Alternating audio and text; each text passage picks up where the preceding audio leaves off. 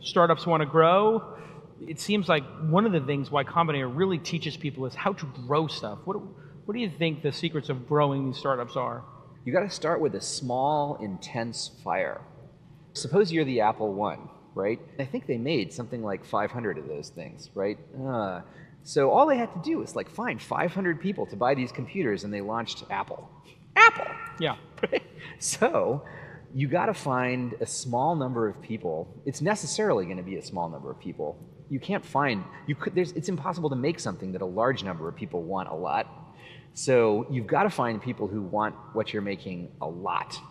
And that's necessarily going to be a small number. And that's okay. That's how these giant things get started, right? You don't have to do any better than Apple and Facebook. Just get those 500 true fans, 1,000 true fans. Whatever it is. I mean, if it's a mobile app, it might not be a 500. It might be 5,000.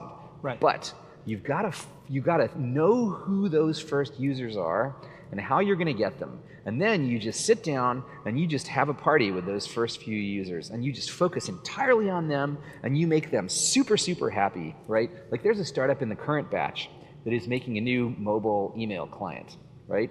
And their beta group has one user, Sam Altman. Their goal is to just make Sam Altman happy.